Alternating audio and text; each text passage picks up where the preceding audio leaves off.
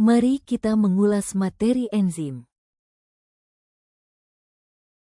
Apa itu enzim? Enzim adalah suatu senyawa kimia, protein khusus yang berperan sebagai katalisator suatu reaksi kimia di dalam tubuh makhluk hidup. Enzim sebagai katalisator dapat mempercepat suatu reaksi kimia, yaitu dengan cara menurunkan energi aktivasi. Energi aktivasi adalah energi awal yang digunakan untuk memulai suatu reaksi kimia.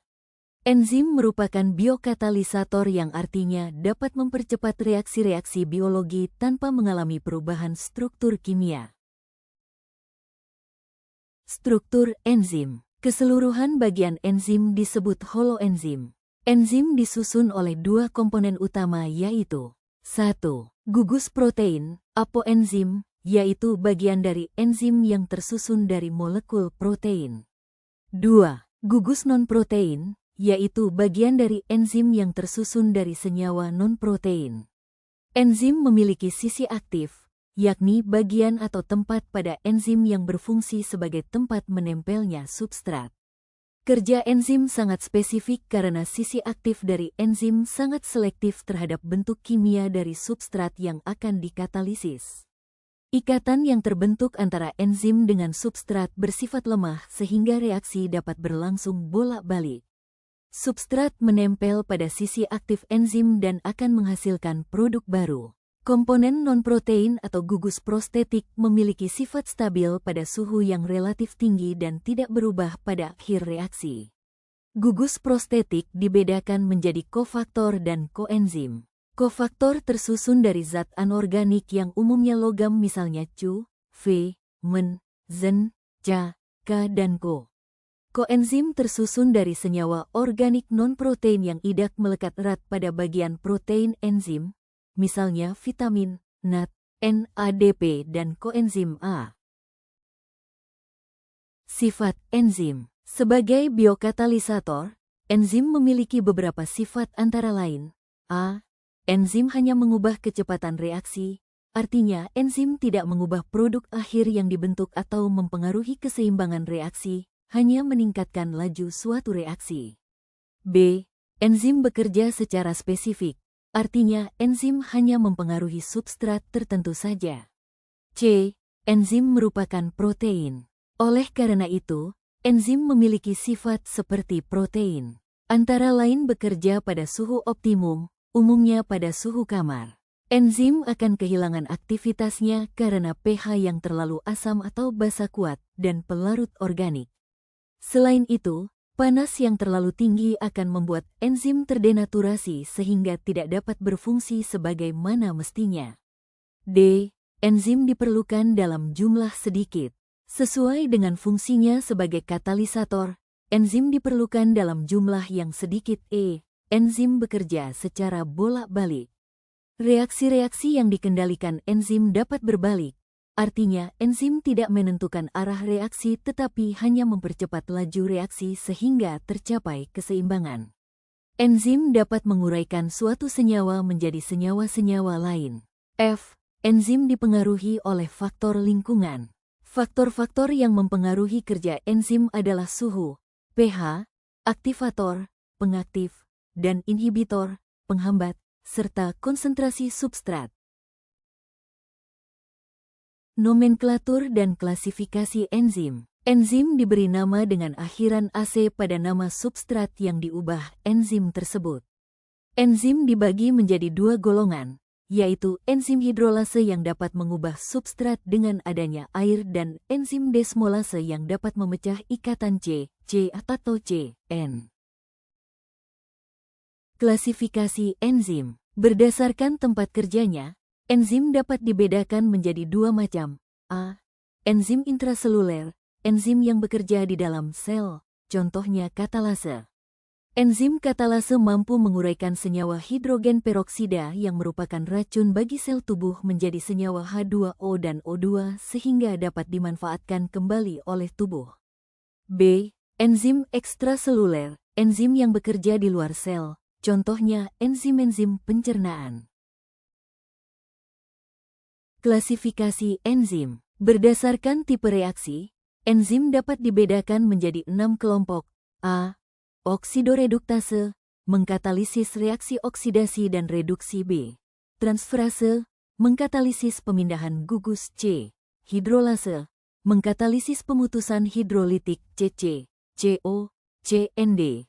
Liase, mengkatalisis pemutusan CC, CO, CNE. Isomerase, mengkatalisis perubahan geometrik dalam satu molekul F.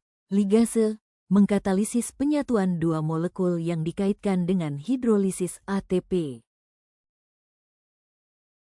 Cara kerja enzim. Cara kerja enzim dalam berikatan dengan substrat.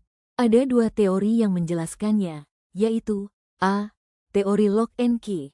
Teori lock and key menganalogikan mekanisme kerja enzim seperti kunci dengan anak kunci.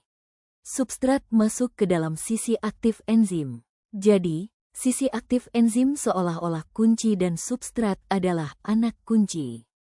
B.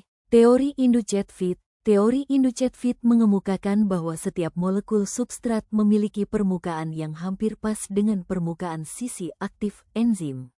Jika substrat masuk ke dalam sisi aktif enzim, akan terbentuk kompleks enzim substrat yang pas.